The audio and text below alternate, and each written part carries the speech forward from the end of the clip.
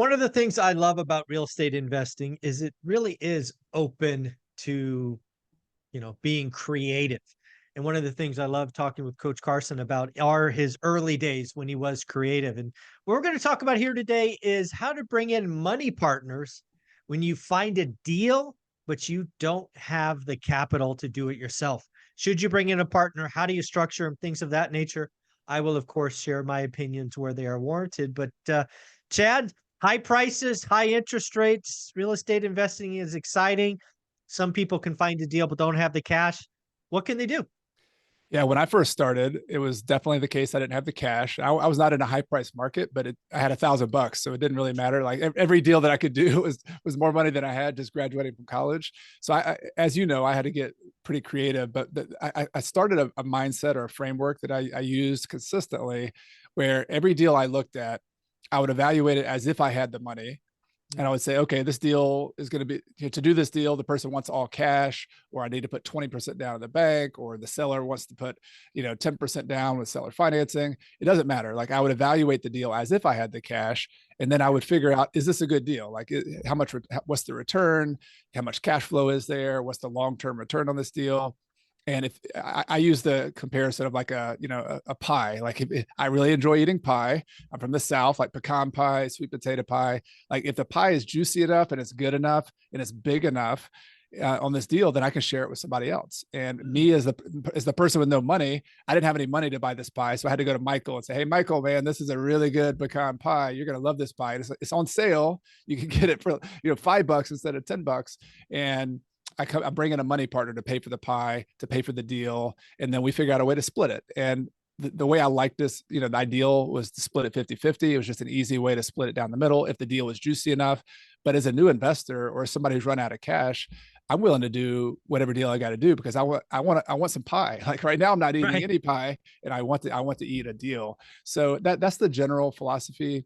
And that general idea can be applied to a lot of different scenarios. I like the flexibility of it. Like typically the easiest one for me is like a long-term buy and hold rental, where you have a property that you're going to hold for 10 years or so. Let's say you buy a property that's worth 400,000, you find a really good deal and buy it for 300,000 bucks, but you don't have the 20% down, or you can't afford the negative cash flow because it's a 8% mortgage. You bring in a person with deeper pockets, they put up the money, maybe they help you fund some of the negative cash flow early on, and then that deal gets better over time, and you split that deal together, and you're able to do that deal because you couldn't have done it otherwise. Yeah, there's so many questions I have just so we can kind of paint the vision for, operators who are focused on finding deals but don't have the cash. In your kind of best of both worlds, the 50-50 split, are you envisioning 50-50 split equity, maybe the cash flow? Are we recording notes? Like how does everybody stay protected in this scenario?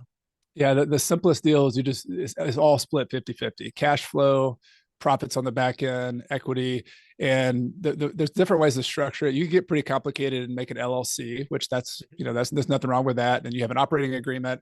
But the one way I did it was just to let my partner buy the property. So they own the property, and then I would then buy back in either through like a lease with an option to buy, which is a kind of more creative strategy where I would just have an option to buy it back. And my option was, let's say, Michael, you put up $100,000 of cash into this deal. You're my money partner to make it work. I have an option to buy back 50% of the property for 50% of the money you put into it. Okay. So as soon as I give you $50,000, I get to buy in at the same basis you're into the deal for, and then I lease it from you, and that's how I control the income on the property. And we just figure out a way to. Typically, you have to you can't write in every single detail. Like one of the kind of wrinkles that gets people is the like capital expenses. Like you can put all the money up front, but then you have a big heating and air unit that goes out 3 years from now. You split it 50-50. You both pay for that is what I would do.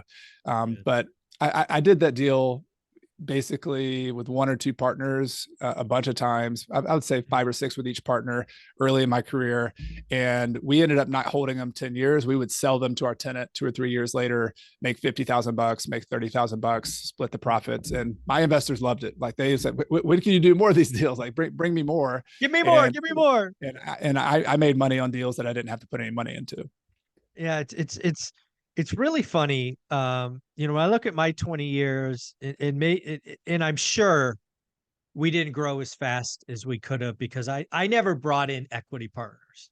I've had plenty of debt partners, right? Debt partners were a big deal in kind of '07, '08, '09, maybe even a little bit of 10. Um, when they were allowing me to borrow, right? I would borrow at 12%, fix them all up, and then go get 30-year money on a fixed unit. Everybody was happy. Then when I quit, right, I retired, I started taking on people wanted to help me flip. So we ended up flipping over 50 homes in about 20 months. And I would give up 20, I'd pay 6% interest and then 20% of the profits.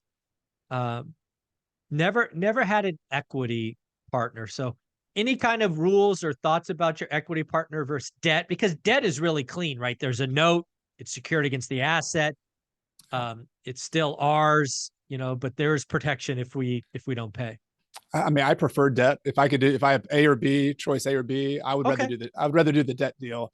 The Okay. issue, I think the issue I found and the problem I saw for Michael was most of the partners who have a lot of money. Like I want to work with somebody who can do multiple deals. Like Right. if I borrow some money from somebody, $100,000 from somebody, and they're tapped out, that doesn't help me on the next deal, on the next deal, on the next deal.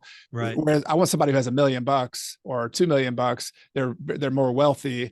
And what are Mm, those? What are the more wealthy people want? They want higher returns. Like they want a bigger return. mm, And so I could pay them 10%, 12%, which I did on flip deals. But if I want to buy and hold a deal, we all know that like paying a 10%, 12% interest yeah. rate on a buy and hold doesn't make sense.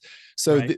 this was a one tool in your toolbox to bring in a partner instead of bring in a higher cost partner to still make the deal work on a Got buy it. and hold. And so, you know, the pie, so to speak, the pecan pie is I'm splitting up some of its cash flow, Mhm. some of its growth, and it really depends on what market you're in. If you're in California, you're going to have very little cash flow and a lot of income growth over time. The cash flow is going to increase over time. The price, hopefully, you're buying it below value. If you're in a low price market, like some of the deals I bought, like you bought a mobile home for $40,000 and it rented for $900, you know, Mm, we would make a ton of cash flow, and we might throw the mobile home away 10 years from now. Like, who knows? But right. that's so. But it's flexible enough. Either way, the point is you want to make a good enough return that you can figure out how to split that with your partner. And Yeah. the difference between this and, like, you know, the bigger kind of syndication deals though is just one partner, and they have enough money they can afford to be able to do the deal and put the money up, whereas you're not having to go raise money from a bunch of people. It's just like one deal. This is somebody you already know. You're probably networking with these people at your real estate meetups.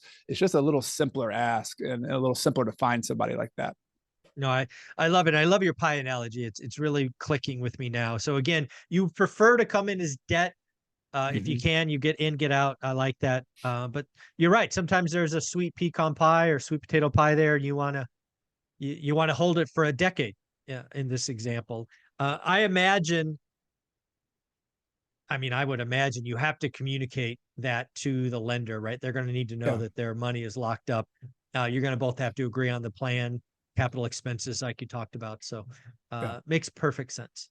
Yeah, patience is the key. Like I think, you know, in the real estate investing, I've made money flipping just like you did. So there's the in and out deals, and then there's the long term deals. I've made the most money with the long term deals, and so like I think as early as I could, I wanted to figure out a way to buy and hold patiently.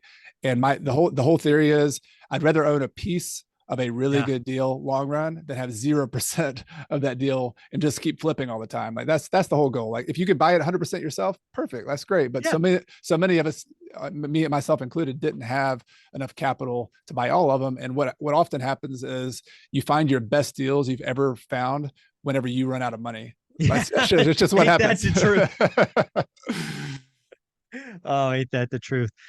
So at the end of the day, folks, the reason that Coach Carson is here is because he is the author of Small and Mighty Investors. He tells his story starting with $1,000. Chad, any kind of closing thoughts, and where can they get the book, of course? Yeah, the book's on Amazon, The Small and Mighty Investor. Both you, Michael, and I are all about, our heart is with individual investors, that rental property owner. Like, if you're somebody who just wants to buy 4 properties, 2 properties, 10 properties, it doesn't matter your number. That's what we're here for. And so I'm excited that in 2024, all of you are out there working to buy some deals, and I hope we can help. There you go. I can't wait. And don't forget, he will be at the Vegas event in February. So it's less than 40 days away. A lot of fun. Can't wait. Thanks, buddy.